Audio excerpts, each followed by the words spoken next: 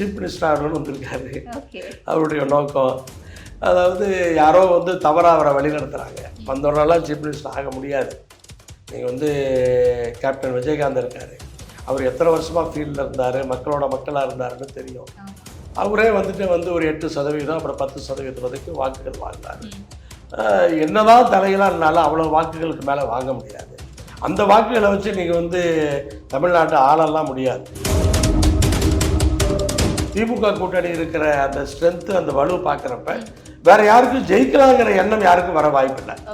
அது வந்து இப்போ பிஜேபி கூட்டணியோ அல்லது அதிமுக கூட்டணியோ தனித்தனியாக இருந்தாலும் 2வது இடத்துக்கு தான் போட்டி போட முடியுமே ஒழிய இவன் வந்து ஆட்சிக்கு வரலாங்கிற எண்ணமெல்லாம் யாருக்கும் இருக்கிற மாதிரி எனக்கு தெரியல. சினிமாவில் தனக்கான அந்த பிரச்சனைகளை தீர்க்கிறதுக்காக அரசியல் கட்சி தலைவர்களை பார்த்தார். அன்னைக்கு அவர் வந்து அரசியலுக்கு வருவோம், கட்சி ஆரம்பிப்போம் அப்படின்னு நினச்ச மாதிரி எனக்கு தெரியலை. ஏன்னா அதுக்கு பிறகு வந்து முன்னாள் முதலமைச்சர் அம்மையார் அவர்களையும் அவர் வந்து ஒரு பட பிரச்சனைக்காக சந்திச்சிருக்காருன்னு எல்லாத்துக்குமே தெரியும். அதே போல் இதுக்கு முன்னாடி முதலமைச்சராக இருந்த இபிஎஸ் அவர்களையும் அவர் நேரில் சென்று சந்தித்திருக்கார். கட்சி ஆரம்பிக்கிற வரைக்கும் அவர் வந்து தன்னுடைய நடிப்பில் தான் கவனம் செலுத்திட்டு இருந்தார். அந்த பிரச்சனைக்கு தான் இப்போ விஜயகாந்த் எடுத்துக்கிட்டீங்கன்னு சொன்னால் திரைத்துறையில் இருக்கிற பிரச்சனைக்காக அவர் போராடி இருக்கார். ஆனால் இவர் என்னைக்காவது போராடி இருக்காரா?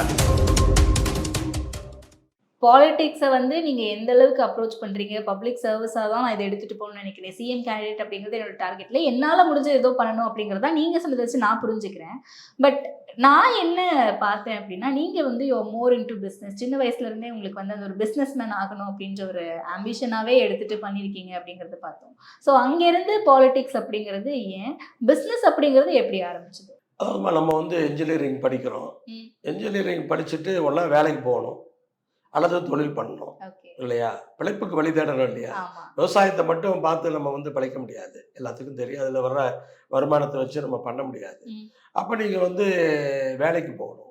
ஸோ வேலைக்கு போகணுன்னு ஆரம்பத்தில் 1983 நான் வேலைக்கு போனப்போ எனக்கு வந்து அஸ்ஸாமில் வேலை கிடைச்சிது. நான் வந்து எதையும் யோசிக்கலை, அஸ்ஸாமுக்கு போயிட்டேன்.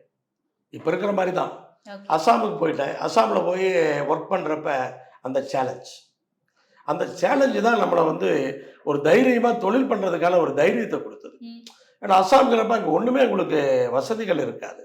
83 84 காலகட்டத்தில் நான் சென்னைக்கு தொலைபேசியில் பேசணும்னா எனக்கு லைன் கிடைக்குமான்னு தெரியாது. நான் அஸ்ஸாமில் வந்து கவுஹாட்டியிலேருந்து ஒரு 60 கிலோமீட்டர் தூரத்தில் இருந்தேன். எனக்கு ஒரு தொலைபேசி பேசணும்னா நான் ஷில்லாங் போகணும், மேகாலயா போகணும். அங்கே போய் தான் ஃபோன் பண்ண முடியும். எந்த பீரியட்ல இருக்கு? 83 84. அப்போ அஸ்ஸாமில் வந்து ஆசுன்னு சொல்லி ஸ்டூடெண்ட்ஸ் யூனியன் மிகப்பெரிய அங்கே போராட்டம், ரோடு பிளாக், அது இது நிறையா இருக்குது, மர்டரு நிறைய இருக்கும். அது மாதிரி காலகட்டத்தில் நான் அஸ்ஸாம் போனேன். ஸோ அப்போ வந்து ஃபோன் பண்ணாவே நம்ம வந்து ஷில்லாங் போனோம்.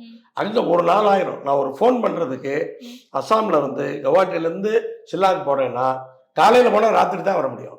ஏன்னா அங்கே போய் ஃபோனை புக் பண்ணிவிட்டு உட்காந்துக்கிட்டே இருக்கணும். இல்லை எஸ்டிடி அடிக்கிறேன்னு டயல் பண்ணிக்கிட்டே இருப்பாங்க, லைனே போகாது. ஸோ அப்படிப்பட்ட ஒரு காலகட்டத்தில் நம்ம வந்து அங்கே வந்து சர்வ் ஆகிருக்கோம். அப்போ தான் வந்து நம்ம வந்து ஒரு தொழில் பண்ணணும் அப்படிங்கிற ஒரு வேகம், ஒரு தைரியம் நமக்கு வருது. ஸோ அப்படி வந்து நம்ம வந்து அங்கேயே தொழில் ஆரம்பிக்கிறோம், அங்கேயே கான்ட்ராக்ட் எடுத்து ஒர்க் பண்ண ஆரம்பிக்கிறோம். அப்புறம் வந்து 86 சென்னைக்கு வரும். ஆனா அது ரொம்ப பெரிய விஷயமாச்சே. நம்மளை நம்பி ஒருத்தர் இன்வெஸ்ட் பண்ணணும், இல்லாட்டி நம்ம கையில காசு இருந்தா நம்ம அதை இன்வெஸ்ட் பண்ணணும். நமக்கான சூழல் அப்படி இருக்குமான்னு தெரியாது, அதுவும் நம்ம ஊர்ல கிடையாது, வேற இடத்துல ஏமாத்திடுவாங்களான்ற பயம் இருக்கு. இதெல்லாமே இருந்திருக்குமே. இல்லை அப்படி இல்லை, அந்த அளவுக்கு ஒரு இனிஷியலாக தொழில் ஆரம்பிக்கிறதுக்கான முதலீடுக்கான அந்த வசதி வாய்ப்புகள் நமக்கு இருந்தது. இது வந்து அப்படி இல்லைன்னா சொல்ல முடியாது. அது இருந்ததுனால தான் அது சாத்தியமாச்சுன்னு வச்சுக்கோங்க. அது ஒரு பக்கம்.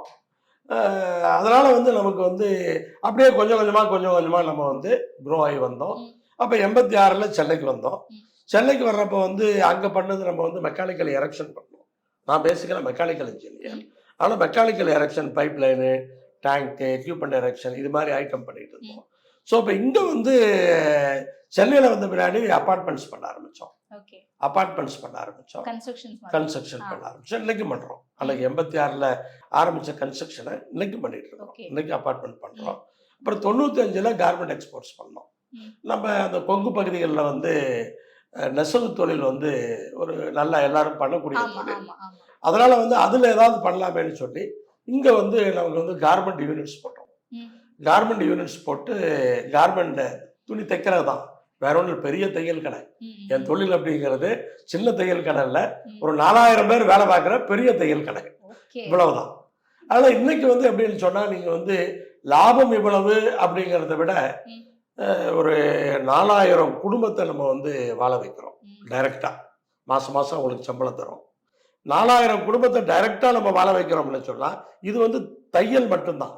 அப்போ துணியத்தை உருவாக்கணும், அதை டைங் பண்ணணும், பிரிண்டிங் பண்ணணும், வியூ பண்ணணும். இப்படி பார்த்தீங்கன்னு சொன்னால் இன்னொரு 5000 பேர்த்துக்கு வந்து நம்ம இன்டைரக்டாக வேலை கொடுக்குறோம். அப்போ நம்மளால் வந்து ஒரு 10,000 குடும்பத்தை வாழ வைக்க முடியும். இதைத்தான் நான் பெரிய சாதனையாக பார்க்குறேன். நம்ம வந்து லாபம் பண்ணுறோம், லாபம் இடையில ஒரு 6-7 வருஷம் லாபமே இல்லை, இப்போ தான் மறுபடியும் ஒரு 6 மாதமாக டெக்ஸ்டைல் பெட்டராக இருக்குது. இருந்தாலும் கூட இந்த 6-7 வருஷமா பெருசாக லாபம் இல்லைனாலும் அந்த நம்ம நம்பி இருக்கிற குடும்பங்களை கைவிட முடியாது. அப்போ ஒரு 10,000 குடும்பத்துக்கான மாதம் மாதம் சம்பளம் நம்ம கொடுக்குறோம், நம்ம தொழிலில் உருவாக்கி கொடுக்குறோம். அப்போ அந்த ஒரு சாட்டிஸ்ஃபேக்ஷன் இருக்கு பாருங்க. அதில் தான் தொழிலில் வந்து நம்ம வந்து கஷ்டப்பட்டா கூட நம்மளை முன்னோக்கி போகிறதுக்கான அந்த ஒரு உந்துதலை கொடுக்குது. Okay okay. பட் நமக்கு பிஸ்னஸ் அப்படின்னு வரும்போது கண்டிப்பாக ஃப்ளாஸும் இருக்கும்ல, ஃப்ளாஸ் என்னைக்காவது ஃபேஸ் பண்ணியிருக்கீங்களா? இருக்கு, அதெல்லாம் ஃபேஸ் பண்ணியிருக்கோம். அதெல்லாம் ஆரம்பத்தில் வந்து நமக்கு வந்து ஏன்னா நம்ம வந்து எக்ஸ்போர்ட்ஸ் பண்ணுறோம், நம்ம எல்லாமே வந்து எக்ஸ்போர்ட்ஸ் பண்ணுறோம். லோக்கல் டொமஸ்டிக்லேயும் மென்ஸ் பிராண்ட் ஒன்று வச்சுருக்கோம். ஸோ மெயினாக எக்ஸ்போர்ட்ஸ் பண்ணுறோம், அதிகமாக எக்ஸ்போர்ட்ஸ் தான் பண்ணுறோம். ஸோ எக்ஸ்போர்ட்ஸ் பண்ணுறப்ப வந்து அப்ராடுக்கு போய் கஸ்டமர் ரிசீவ் பண்ணி கடைகளில் போட்டு உங்களை மாதிரி வாங்குறவங்க ஒரு கார்மெண்ட்டை ரிஜெக்ட் பண்ணாங்கன்னா I will be in trouble அங்கே. ஆனால் ரிஸ்க்குங்கிறது ரொம்ப அதிகமாக தான் இருக்குது. கன்சைன்மெண்ட் வந்து 2 லட்சம் பீஸ் பண்ணுறோம்னு வச்சுக்கோங்க, ஒரு 2 lakh பீசஸ் பண்ணுறோம். நாங்கள்லாம் பல்காக பண்ணுவோம். ஒரு ஷர்ட் பண்ணுறோம் அப்படின்னா 2 லட்சம் பீஸ் பண்ணுவோம். அது ஒரு 800 கடைகளுக்கு 900 கடைகளுக்கு அங்கே பிரித்து அனுப்புவாங்க அவங்க. ஸோ அப்போ நம்ம வந்து இவ்வளவு பண்ணும்போது வந்து இன்ஸ்பெக்ஷன் வந்து ஃபைனல் இன்ஸ்பெக்ஷன் பண்ணுறவங்க 2 லட்சம் பீஸையும் இன்ஸ்பெக்ஷன் பண்ண முடியாது. அவங்க ரேண்டமாக தான் பண்ண முடியும். ரேண்டமாக ஒரு 10% எடுத்து பண்ணலாம், பட் முழுசாக 2 லட்சத்தையும் பண்ண முடியாது. அப்போ ரேண்டமாக அவங்க எடுத்து பண்ணி தான் கூட்ஸை வந்து பாஸ் பண்ணுவாங்க. அப்போ அங்கே போகிறப்ப ஏதாவது ஒரு பீஸ் 2 பீஸ் அப்படி கிடைச்சிடும், இருக்க வாய்ப்பு இருக்குது. ஆனால் டச்வுட் இது வரைக்கும் வந்து நமக்கு வந்து அதில் பெரிய பாதிப்புகள் வரல. ஏன்னா வந்து ஒவ்வொரு கார்மெண்ட்டையுமே நம்ம இதை செக் பண்ணுறோம். அப்போ நம்ம செக்கிங் மெக்கானிசம் வந்து கொஞ்சம் ப்ராப்பராக இருக்கிறதுனால பெரிய அளவில் ரிஜெக்ஷன்லாம் நம்ம வந்து ஃபேஸ் பண்ணல. நான் ஃபேஸ் பண்ணேன் அப்படின்னு சொன்னால் இது வரைக்கும் ஒரு 3 கோடி ரூபாய்க்குள்ள கூட்ஸ் வந்து எனக்கு திரும்பி வந்திருக்கும். இந்த இத்தனை வருஷத்தில் ஒரு 3 கோடி ரூபாய்க்குள்ள கூட்ஸ் வந்து எனக்கு திரும்பி வந்திருக்கும். அதை நம்ம வந்து இங்கே ஏதாவது ஸ்டாக்ல ரீசேல் பண்ணியிருப்பேன். அதெல்லாம் வந்து அதை கேர்ஃபுல்லாக பார்க்க வேண்டிய கட்டாயம். இல்லை உங்களுக்கு இதில் எந்த ஃபேஸ் பிடிச்சிருக்கு, பிஸ்னஸ் மேனாக இருக்கிறதா இல்லை பாலிட்டிஷியனாக இருக்கிறதா? நான் எப்படி வந்து இப்போ ஒரு 10,000 குடும்பத்தை வாழ வைக்கிறோன்னு ஒரு சாட்டிஸ்ஃபேக்ஷன் இருக்கு. அதே மாதிரி தான் சட்டமன்றத்தில் ஒவ்வொன்றும் பேசுகிறப்ப அரசாங்கத்து மூலமாக அந்த காரியங்களை பண்ணும்போது நமக்கு அவ்வளோ மகிழ்ச்சியாக இருக்குது. இன்னைக்கு கூட நேற்று இன்னைக்கும் சட்டமன்றத்தில் இந்த தெருநாய் கடிக்கிறத பற்றி பேசணும். தெருநாய் கடிக்கிறத பற்றி எங்கள் கட்சி சார்பாக வந்து ஒரு 6 மாதமாகவே வந்து ஈரோடு, திருப்பூர் மாவட்டங்களில் போராட்டங்கள் பண்ணிகிட்டு இருக்கோம் இதுக்கு வேண்டி. இப்போ தொடர்ந்து அதுக்கான குரல் கொடுத்துக்கிட்டே இருக்கோம். நேற்று சட்டமன்றத்தில் குரல் கொடுக்குறப்பவும் எனக்கு வந்து அதை சொல்லும்போது அழுகியே வரக்கூடிய சுச்சுவேஷன் தான். ஏன்னா தினசரி 50 ஆடு, 100 ஆடு, 25 ஆடுன்னு நாய் வந்து பட்டியலில் பூந்து கழிச்சிருது. அது அவ்வளோதான் போச்சு, எல்லாம் வீணாக போச்சு. அத்தனை பேரும் ஏழை விவசாயிகள் பாதிக்கப்படுறாங்க. அப்போ அரசாங்கத்தில் வந்து அது வந்து எந்த தீர்வுக்குங்கிறது ஒன்றிய அரசுடைய சட்டம் தடுக்குது. ஏன்னா நாயை வந்து ஒன்றும் பண்ண முடியாது. ஏன்னா வந்து ப்ளூ கிராஸ் வந்துருச்சுன்னு சொன்னால் இவங்க கார்பரேஷனில் நாயை பிடிச்சாங்கன்னு சொன்னால் திருப்பி வந்து அதை வந்து அதே இடத்துல கொண்டு வந்து விடணும் சரி பண்ணி. அது மாதிரி சட்டம்லாம் இருக்குது. அதனாலே இவங்களும் பண்ண முடியாமல் தடுமாறுறாங்க. அதுக்கான தீர்வு என்ன அப்படிங்கிறத நோக்கி பயணிக்கிறாங்க. இருந்தாலும் நான் வந்து என்ன கேட்டேன் நேற்று, எனக்கு வந்து அட்லீஸ்ட் வந்து காம்பன்சேஷன் கொடு. ஒரு 15 ஆடு ஒருத்தருக்கு வந்து வளர்த்துறாரு, ஆடு ஒரு 15 ஆடு வளர்த்துறவரு எவ்வளோ வசதியாக இருப்பார். ஒரு சின்ன விவசாயி 1 ஏக்கர் காடு இருக்கும், இந்த ஆட்டோட வருமானத்தை வச்சு தான் அவன் பிழைக்கணும். இந்த 15 ஆடு இறந்துருச்சுன்னு சொன்னால் அவனுடைய வாழ்வாதாரமே போயிடும். அதனால் வந்து நீங்கள் வந்து அதாவது சொல்யூஷனுக்கு தாமதமானாலும் எனக்கு வந்து இழப்பீடை உடனே கொடுங்க அப்படின்னு தான் நேற்றும் கேட்டேன். இன்னைக்கும் கவன ஈர்ப்பு தீர்மானம் கொண்டு வந்தேன். இன்னைக்கும் கவன ஈர்ப்பு தீர்மானம் கொண்டு வந்து எனக்கு வந்து இழப்பீட்டை வந்து நீங்கள் சீக்கிரம் கொடுங்க. ஏன்னா ஒவ்வொரு நாளும் நேத்து கழிச்சிருக்கு, நேத்து ஆடுகள் இறந்திருக்கு, ஒரு நாள் முன்னாடி ஆடுகள் இறந்திருக்கு. ஸோ அப்போ இது மாதிரி வேணும் அப்படின்னு கேட்டப்ப இன்னைக்கு வந்து முதலமைச்சர் அவர்கள் இழப்பீட்டை அறிவித்திருக்கிறார்கள். அதாவது ஒரு ஆடு இறந்தால் 6000 ரூபாய் என்றும், கோழி இறந்தால் 200 ரூபாய் என்றும், மாடு இறந்தால் 35,000 ரூபாய் என்றும் இன்றைக்கு இழப்பீட்டை அறிவித்திருக்கிறார்கள். ஒரு மகிழ்ச்சியான செய்தி. அந்த செய்தி எனக்கு மட்டுமல்ல, நீங்க பாதிக்கப்படுகிற அத்தனை பேருக்கும் தமிழ்நாடு பூரா. நான் வந்து எனக்கு வந்து ஈரோடு மாவட்டத்திலையும் திருப்பூர் மாவட்டத்திலையும் இந்த பிரச்சனை இருக்கு, அதுக்காக நான் முன்னெடுத்து கொண்டு போறேன். ஆனா தமிழ்நாடு பூரா இன்னைக்கு வந்து இழப்பீடு வந்துருச்சுன்னு சொல்லி மகிழ்ச்சியா இருக்காங்க. அட்லீஸ்ட் வந்து ஆடு இறந்துருச்சா ஒரு 6000 ரூபாய் ஒரு ஆட்டுக்கு கிடைக்கும். ஆடு ஒரு 10,000 ரூபாய் வரைக்கும் விற்கிறதுக்கு வாய்ப்பு இருக்கு.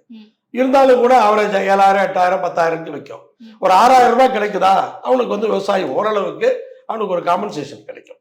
ஸோ அந்த வகையில வந்து அது மகிழ்ச்சியா இருக்கு. எனக்கு இதை விட ஒரு மகிழ்ச்சியான செய்தி வேற ஒண்ணுமே இல்லை. பிஸ்னஸ்மேனா, ஒரு சேர்மனா, ஒரு எம்டியா நம்ம ஆஃபீஸ்க்குள்ள போகும்போது அவங்க பாட்டுக்கு எல்லாரும் வேலை செஞ்சுட்டு இருப்பாங்க. அத்தனை குடும்பங்கள், நீங்க சொன்ன மாதிரி 4000 குடும்பமோ இல்லை 10,000 குடும்பமோ. ஆனா ஒரு பாலிட்டிஷியனா, ஒரு எம்எல்ஏவா ஒரு தெருக்குள்ள போகும்போது எல்லாருமே ஐயா வாங்கய்யான்னு சொல்றது, நீங்க பண்ண நல்ல விஷயங்களா இருக்கட்டும், இல்லை எங்களுக்கு இது வேணும் அப்படின்ட்டு அவங்க கோரிக்கையா ஒரு மனு கொடுக்கறதா இருக்கட்டும், இது ரெண்டுத்துல எது உங்களுக்கு ரொம்ப சாட்டிஸ்ஃபைடா இருந்திருக்கு? அதிகமான வரவேற்பு எனக்கு வந்து தொகுதியில இருக்கதான் செய்யுது. இருந்தாலும் கூட இன்னும் நிறைவேறாத விஷயங்கள் நிறைய இருக்கு. தொடர்ந்து நம்ம வந்து இயங்கிட்டே இருக்கோம். அதனால அந்த உலகங்கிறது சுத்திக்கிட்டு தான் இருக்கும். அது மாதிரி வந்து தொகுதியோட தேவைகள்ங்கிறது இருந்துகிட்டே தான் இருக்கும். அப்படி பல்வேறு விஷயங்கள் நம்ம வந்து சேர்த்துக்கிட்டே இருக்கோம். இப்போ தொழிலில் வந்து இத்தனை வருஷமா இருக்கிறதுனால எல்லாத்தோட கஷ்ட நஷ்டம் நம்ம தெரிஞ்சிருக்கிறோம். நம்மளும் கஷ்டப்பட்டு தான் முன்னேறி இருக்கிறோம். அப்போ வந்து அவங்க ஒன்று கேட்குறாங்க அப்படின்னு சொன்னால் அவங்களோட ஆங்கிள்லேருந்து அது வந்து என்னன்னு யோசிப்போம். அப்போ வந்து என்ன ஆல்சா பேசலானோ நான் சொல்கிற பதிலை வச்சு அவங்க கூலாயிருவாங்க. அப்புறம் அந்த காரியத்தை நான் அவங்களே கூப்பிட்டு பண்ண வச்சிருவேன். ஒன்று வந்து எனக்கு எப்படி வந்து எல்லாத்தையும் பண்ண முடியுதுன்னு சொன்னால், தொழிலும் எனக்கு வந்து டீசென்ட்ரலைஸ் பண்ணி தான் பண்ணுறேன். எனக்கு வந்து அடுத்த லெவல் மேனேஜர்ஸ் இருக்காங்க. இதெல்லாம் எல்லாம் பார்த்துக்கிறாங்க. டே டு டே ஆக்டிவிட்டியில் நான் இன்வால்வ் ஆக வேண்டிய அவசியம் இல்லை. அது எல்லாமே இருக்காங்க. ஆமாம், பிஸ்னஸ். அதே மாதிரி தான் நான் வந்து சட்டமன்ற தொகுதியை நிர்வகிக்கிறேன். சட்டமன்ற தொகுதி எப்படின்னா, ஒரு 12 பேரை வந்து எங்கள் கட்சியில் இருக்கிற பொறுப்பாளர்களை 12 பேருக்கு 12 அந்த சட்டமன்ற தொகுதியை 12 துறைகளாக பிரிச்சிருக்கேன். எப்படின்னா, இப்போ வந்து அக்ரிகல்ச்சர் அதை பார்க்கறதுக்கு ஒருத்தர் இருப்பார். ரெவன்யூவா நீங்கள் பட்டா இது மாதிரி விஷயத்துக்கெல்லாம் ஒருத்தர் இருப்பார். அதே போல் ஊராட்சியா ஊரக உள்ளாட்சியா அதுக்கு ஒருத்தர் இருப்பார். நகராட்சியா அதை பார்க்கறதுக்கு ஒருத்தர் இருப்பார். அப்புறம் வந்து உங்களுக்கு ரேஷன் கடையா அதை பார்க்கறதுக்கு ஒருத்தர் இருப்பார். ஸோ ஸ்கூலா அதை பார்க்கறதுக்கு ஒரு எஜுகேஷன் அதை பார்க்கறதுக்கு ஒருத்தர் இருப்பார். ஆஸ்பத்திரிகளா அந்த ஆஸ்பத்திரியெல்லாம் பார்க்கறதுக்கு ஒருத்தர் இருப்பார். இப்படி வந்து 12 பேர் வந்து எனக்கு கீழே வந்து பிரிஞ்சு வேலை பார்க்குறாங்க. அதனால வந்து எனக்கு வந்து இப்போ எப்படின்னா, எனக்கு எந்த விஷயம் வந்தாலும் வாட்ஸ்அப்பில் ஒரு கம்ப்ளைண்ட் வருது, இம்மிடியேட்டாக அடுத்த செகண்ட் வந்து அது எந்த துறை யார் பார்க்குறாங்களோ அவங்களுக்கு வந்து நான் மாற்றிடுவேன். உடனே அவங்க அட்டென்ட் பண்ணிட்டு எனக்கு வந்து அதை வந்து உடனே ஃபீட்பேக் கொடுத்துருவாங்க. ஸோ இதனால் எந்த வேலையும் நிற்கிறதில்ல. அது நான் எங்கே இருந்தாலும் எப்படி இருந்தாலும் தொழில் நிமித்தமாக அப்ராட் போனால் கூட என் தொகுதி வேலை நடந்துக்கிட்டே இருக்கும். அதனால தான் மக்களுக்கு வந்து இப்போ வந்து என்னால் வந்து அந்த விஷயங்களை கொண்டு போய் சேர்த்த முடியுது. ஸோ அதை வந்து நம்ம வந்து அதே போல் இப்போ அந்தந்த துறைக்கு கீழே அந்த துறை சார்ந்த அதிகாரிகளும் உள்ள இருப்பாங்க. அந்தந்த அவங்க தனியாக வாட்ஸ்அப் குரூப் இருக்கும். அவங்க வந்து அந்த பிரச்சனைகளை போடுறப்ப அவங்களும் எப்படி டீசென்ட்ரலைஸ் பண்ணியிருக்கணும், அவங்களும் அதிகாரிகள்லாம் உள்ள வச்சுருப்பாங்க. பல விஷயங்களை வாட்ஸ்அப்லேயே பிரச்சனையை முடிச்சிருவாங்க. இப்போ வந்து ஒரு ட்ரைனேஜ் வந்து இந்த இடத்துல வந்து இன்னைக்கு க்ளீன் பண்ணவே இல்லை, எல்லாம் அடைச்சிருக்கு அப்படின்னு ஒருத்தர் வந்து எனக்கு வாட்ஸ்அப்பில் கம்ப்ளைண்ட் போடுறாரு. நான் வந்து நகராட்சியை பார்க்குறவருக்கு அதை மாற்றி விடுவேன். அவர் என்ன பண்ணுவார், அவங்க குரூப்பில் அதை பதிவு பண்ணுவார். அவங்க குரூப்பில் பதிவு பண்ண உடனே அந்த நகராட்சி அதை பார்க்குற அதிகாரி இருக்காங்கல்ல, அந்த இடத்துக்கு போய் அதை அட்டென்ட் பண்ணிட்டு இவங்க என்ன பண்ணுவாங்கன்னா, அந்த பாதிப்படைஞ்சவங்க எனக்கு ஒரு ஃபோட்டோ அனுப்புவாங்க, பாருங்க இப்படி இருக்கு அப்படின்னு. இவங்க அட்டென்ட் பண்ணிட்டு பாருங்க கிளீன் பண்ணிட்டோம் அப்படின்னு அவங்க ஃபோட்டோ போட்டுருவாங்க. இந்த பாதிப்படைஞ்சவங்களுக்கு நாங்கள் திருப்பி ஃபோட்டோ போட்டுருவோம். இது வந்து 2-3 மணி நேரத்தில் முடிஞ்சிடும். அதே மாதிரி ஒரு லைட் எரியலன்னு சொல்கிறாங்க, இவங்களை வந்து ஃபோட்டோ எடுத்து போய் தான் பழக்கம் வைப்பேன். அவங்க ஒரு ஃபோட்டோ எடுத்து எனக்கு அனுப்பிச்சிடுவாங்க, ஃபோட்டோவோ வீடியோவோ, பாருங்க அந்த லைட் எரியல அப்படின்னு அனுப்பிச்சிடுவாங்க. நான் உடனே அந்த இபி யார் பார்க்குறாங்களோ அவங்களுக்கு அனுப்பிச்சிடுவேன். அவங்க குரூப்பில் போட்ட உடனே அந்த இபியில் இருக்கிற ஏஇ அவங்க வந்து அந்த லைட்டை எரிய விட்டு அவங்க ஒரு ஃபோட்டோ எடுத்து லைட் எரியுது பாருங்க அப்படின்னு அனுப்பிச்சிடுவாங்க.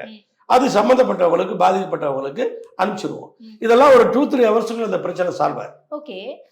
ஒரு 2-3 மணி நேரத்துல முடிக்கக்கூடிய விஷயத்த பண்றதுக்கு ஏன் இவ்வளவு கஷ்டப்படுறாங்க மத்தவங்க எல்லாரும்? நான் எப்படி பண்றேங்கிறத நான் சொல்லிட்டேன். இது வந்து நடக்குது, நடக்காதது இப்ப நான் இன்னும் நிறைவேறாதுன்னு சொன்னேன் இல்லையா? அதெல்லாம் என்னன்னு சொன்னா நிதி தேவைகளா இருக்கும். இப்போ வந்து ஒரு ரோடு கேட்பாங்க, அதுக்கு வந்து ஒரு 20 லட்சம் ரூபா பணம் வேணும். அதை நம்ம வந்து வாட்ஸ்அப்பில் சால்வ் பண்ண முடியாது. அப்போ அந்த கோரிக்கைகளை எடுத்துக்கிட்டு நான் இங்கே வந்து சம்மந்தப்பட்ட அமைச்சர்கிட்ட சம்மந்தப்பட்ட அதிகாரிகள்கிட்ட சென்னையில் வந்து அதை பேசி, நான் சென்னையில் வந்து தொழில் பார்க்கறதுக்கும் இதுவும் வர்றதுனால எனக்கு வந்து நான் சென்னையில் இருக்கிற நாட்களில் நான் அரை நாள் வந்து திருப்பியும் தொகுதி வேலை தான் பார்ப்பேன். சென்னையில் இருக்கிற நாட்களில் நான் வந்து தலைமைச் செயலகத்துக்கு போயிடுவேன், அல்லது அதிகாரிகளை பார்ப்பேன், அமைச்சரை பார்ப்பேன். தொகுதியினுடைய இந்த தேவைகளை அன்னைக்கு பேசிடுவேன். பாதி நேரம் வந்து என் தொழிலை பார்ப்பேன், இங்கே ஆஃபீஸ் போவேன். ஸோ இதால் வந்து இப்போ என்னால் வந்து நான் அங்கே இருக்கிற ஒரு எம்எல்ஏனால அதை பண்ண முடியுமான்னு எனக்கு தெரியல. எனக்கு சென்னையில் இருக்கிறதுனால அந்த அமைச்சர் எப்போ இருக்கிறாரு, ஃப்ரீயாக இருக்காரா, சாப்பிட்டாரா, ஃப்ரீ ஆகிட்டாரா, அதிகாரி ஃப்ரீ ஆகிட்டாரா, ஒரு அரை மணி நேரத்தில் நான் அந்த ஸ்பாட்டுக்கு போயிடுவேன் இங்கே. ஸோ இப்படி வந்து என்னால் ரீச் பண்ண முடியுது. ஸோ அது மாதிரி விஷயங்கள் வந்து ஆனால் நிதி தேவைகள்னு ஒன்று இருக்குது. கேட்டோடனே எல்லா அமைச்சர்களும் அதை பண்ணிட முடியாது, அதிகாரிகள் பண்ணிட முடியாது. அந்த நிதி இருக்கிறது ஆதாரத்தை பொறுத்து தான் பண்ண முடியும். ஆனால் ஒன்னொன்னா அதை வந்து எப்படியாவது கொண்டு வந்து சேர்த்து. நம்ம டிவில எல்லாம் பார்த்துருப்போம்ல சார், எல்லா பிசினஸ் மேனும் வந்து என்னோட ஆண்டு டேர்ன் ஓவர் எவ்வளோன்னு தெரியுமா அப்படின்ற மாதிரிலாம் சொல்லுவாங்க. அந்த மாதிரி ஏதாவது ஷேர் பண்ண முடியுமா? நான் வந்து இப்போ வந்து உங்களுக்கு எக்ஸ்போர்ட்ஸ் பார்த்தேன்னு சொன்னால் ஒரு 250 கோடி நம்ம டேர்ன் ஓவர் பண்ணுறோம், 250 crores பண்ணுறோம். கன்ஸ்ட்ரக்ஷன் பார்த்தோம்னு சொன்னால் அது சொல்ல முடியாது. அது வந்து கன்ஸ்ட்ரக்ஷன் வந்து சேஞ்ச் ஆகும். ஒரு ப்ராஜெக்ட் இருக்குது, ஒரு ப்ராஜெக்ட் இருக்காது. ஸோ வந்து இப்போ ஒரு 4000 அப்பார்ட்மெண்ட் இது வரைக்கும் நான் பண்ணியிருக்கேன். அப்பார்ட்மெண்ட் வந்து ஒரு 4000 அப்பார்ட்மெண்ட்ஸ் வந்து 86லேருந்து அவ்வளோ பண்ணியிருக்கோம் நம்ம. இப்போ இது மாதிரி விஷயங்கள் வந்து அது ஒரு நான் டர்ன் ஓவர் பெருமையாக சொல்கிறத விட நான் பெருமையாக நினைக்கிறது வந்து ஒரு 10,000 ஃபேமிலியை நம்ம வாழ வைக்கிறோம். இதை வந்து நான் பெருமையாக நினைக்கிறேன். இது வந்து வேற ஃபீல்டில் முடியுமான்னு எனக்கு தெரியல. இது டெக்ஸ்டைலுங்கிறதுனால இது வந்து உலகத்திலேயே வந்து லேபர் ஓரியன்ட் தொழில். அது இது முழுசாக ஆட்டோமேஷன் பண்ணவே முடியாது. ஏன்னா ஸ்டிச் பண்ணி ஆகணும், அப்படி பண்ண முடியாது. அப்போ வந்து அதிகமாக கேர்ள்ஸ் இருப்பாங்க. நான் சொல்றதுல அதிகமாக வேலையை நம்ம கொடுக்கறது கேர்ள்ஸுக்கு தான். ஸோ அது மாதிரி விஷயங்கள் வந்து நமக்கு ஒரு சாட்டிஸ்ஃபேக்ஷன். ஆனால் இன்னைக்கு விஜய் அவர்கள் அரசியலுக்கு வந்திருக்காரு. தமிழக வெற்றி கழகம் அப்படின்ற ஒரு கட்சி துவங்கி கட்சிக்கான பணிகளை மேற்கொண்டுட்டு இருக்காரு. எந்நேரமும் ஒரு பரபரப்புக்குள்ளே இருந்துகிட்டு இருக்காரு. அவரு கிட்டத்தட்ட 200 கோடி சம்பளத்தை விட்டுட்டு அரசியலுக்கு வந்திருக்காரு அப்படின்ட்டு பெருமளவுல பேசப்படுறாரு. எப்படி பாக்குறீங்க? அவருமா சீஃப் மினிஸ்டர் ஆகணும்னு வந்திருக்காரு. அவருடைய நோக்கம் அதாவது யாரோ வந்து தவறாக அவரை வழிநடத்துகிறாங்க. வந்தோடனெல்லாம் சீஃப் மினிஸ்டர் ஆக முடியாது. நீங்கள் வந்து கேப்டன் விஜயகாந்த் இருக்கார், அவர் எத்தனை வருஷமாக ஃபீல்டில் இருந்தார், மக்களாக இருந்தாருன்னு தெரியும். அவரே வந்துட்டு ஒரு 8%, அப்புறம் 10% வரைக்கும் வாக்குகள் வாங்கினார். என்னதான் தலையிலான்னாலும் அவ்வளோ வாக்குகளுக்கு மேலே வாங்க முடியாது. அந்த வாக்குகளை வச்சு நீங்கள் வந்து தமிழ்நாட்டை ஆளலாம் முடியாது. ஸோ அது மாதிரி சூழ்நிலைகள் இல்லை. அவரை பொறுத்த அளவுக்கு எனக்கு வந்து அவர் டேட்டாஸ்லாம் எடுக்காமல் பேசிகிட்டு இருக்காரு. இன்னொரு 6 மாதம் கழித்து டேட்டா எடுக்கிறப்ப அவருக்கே புரியும். அப்போ வந்து அவர் கூட்டணிக்கு போக வேண்டிய கட்டாயம் இருக்குங்கிறத அவரே புரிஞ்சுக்குவார். அதனால் அவர் வந்து வந்த உடனே சீஃப் மினிஸ்டர் நாற்காலியெல்லாம் உட்கார முடியாது. நம்மளால 234 தொகுதியிலையும் கேண்டிடேட்டை போட்டு வெற்றி பெற முடியும். ஆனா நம்மளையும் நம்பி கூட்டணிக்கு வருவாங்கல்ல, அவங்களை அரவணைச்சு அதிகார பகிர்வு கொடுக்கணும்ல அப்படிங்கிறத சொல்றாங்க. அப்போ கூட்டணிக்கு தயாரா இருக்காங்கன்னு அர்த்தம். அப்படி யாரும் இன்னைக்கு போக மாட்டாங்கம்மா. அப்படி சொன்னா நான் கூட சொல்லலாம், என் தலைமையில எல்லாம் கூட்டணிக்கு வாங்க, நான் வந்து எல்லாத்துக்கும் பிரிச்சு கொடுக்குறேன் அப்படின்னு சொல்லலாம். அதாவது அப்படி யாரும் போக மாட்டாங்க. இன்னைக்கு வந்து யார் போவாங்க? அப்படி வந்து போகக்கூடிய வாய்ப்பு இல்லை. அதிமுக அப்படி போயிடுவாங்களா? எப்படி போவாங்க? அவங்க வந்து இன்னைக்கு வந்து ஒரு 23% வாக்குகள் இன்னைக்கு வச்சிருக்காங்க. நம்பிக்கையோடு இருக்காங்க, மறுபடியும் ஆட்சிக்கு வரும்னு நம்பிக்கை. அவங்கள போயிட்டு இவரு கூப்பிட்டா இவர்களோட எப்படி போவாங்க? வாய்ப்பு இல்லை. ஆனால் இன்னைக்கு வந்து திமுக கூட்டணி இருக்கிற அந்த ஸ்ட்ரென்த்து, அந்த வலு பார்க்குறப்ப வேற யாருக்கும் ஜெயிக்கலாங்கிற எண்ணம் யாருக்கும் வர வாய்ப்பு இல்லை.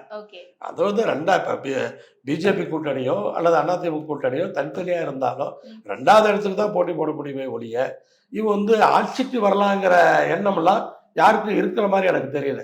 அதனாலதான் அவங்களுடைய அந்த கூட்டணி நிலைப்பாடுகள்ல அவ்வளவு தடுமாற்றத்தை சந்திச்சிருக்காங்க. இப்ப விஜய் அவர்களை பத்தி பேசும்போது நம்ம ஆரம்பத்திலே நீங்க சொன்னீங்க, நீங்க மோடி அவர்களை சந்திக்க போகும்போது 2014 அந்த நேரத்துலதான் விஜய் அவர்களும் வந்து சந்திச்சாங்க. அப்படி நீங்க கூட இருந்தீங்களா? அப்ப நான் கூட தான் இருந்தேன். நான் கூட ரூம்ல இருந்தேன். புகைப்படங்கள் கூட இருக்கு. அப்போ வந்து அவர் விஜய் கூடவும் இப்போ இருக்க பிரதமர் மோடி அவர்களோடு சேர்ந்து நான் எடுத்துக்கொண்ட புகைப்படங்கள் கூட இருக்கு அந்த ரூமில். அப்போ வந்து நாங்கள் 3 பேர் ப்ளஸ் அவர் சிபி ராதாகிருஷ்ணன் 4 பேர் இருந்தோம். 4 பேர் தான் அந்த ரூமில் இருந்தோம். அவர் சிபி ராதாகிருஷ்ணன் தான் அந்த புகைப்படம் எடுத்து கொடுத்தாரு. நாங்கள் 3 பேரும் உட்கார்ந்துருக்கிற அந்த புகைப்படங்கள் கூட இருக்கு. ஸோ அதனால் வந்து இது வந்து அன்னைக்கு வந்தது வேற.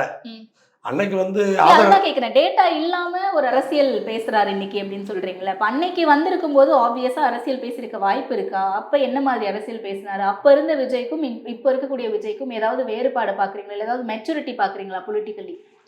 இல்லை, அவர் வந்துங்க அன்னைக்கு வந்து சினிமாவில் தனக்கான அந்த பிரச்சனைகளை தீர்க்கறதுக்காக அரசியல் கட்சி தலைவர்களை பார்த்தார். அன்னைக்கு அவர் வந்து அரசியலுக்கு வருவோம், கட்சி ஆரம்பிப்போம் அப்படின்னு நினச்ச மாதிரி எனக்கு தெரியலை.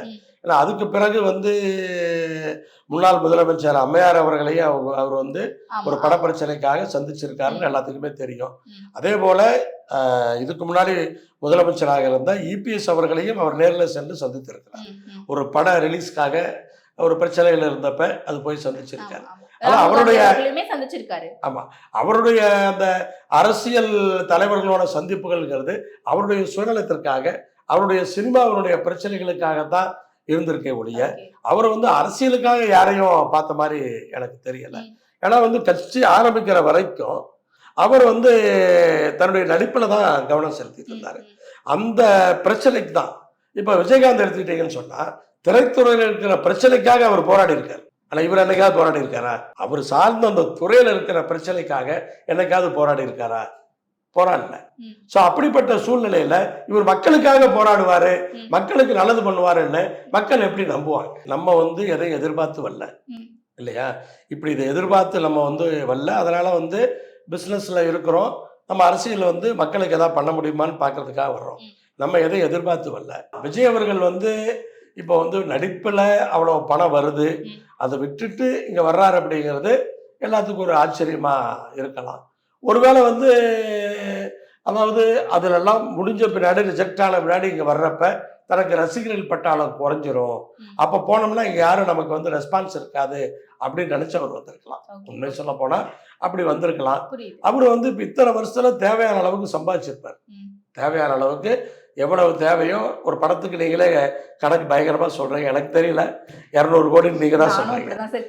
நீங்க சொல்றதுதான் எனக்கு தெரியாது. ஒரு படத்துக்கு 200 கோடின்னு சொல்றீங்க.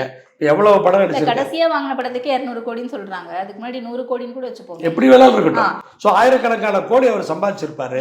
சம்பாதிச்ச பணத்தெல்லாம் இன்வெஸ்ட் பண்ணியிருப்பாரு. சம்பாதிச்ச பணத்தெல்லாம் இன்வெஸ்ட் பண்ணும்போது ரியல் எஸ்டேட்லாம் இன்னைக்கு எப்படி போயிடுச்சுன்னு உங்களுக்கு தெரியும். ஸோ அப்போ அந்த இன்வெஸ்ட்மெண்ட் பண்ணதெல்லாம் பல மடங்கு பெருகி இருக்கும் இல்லையா?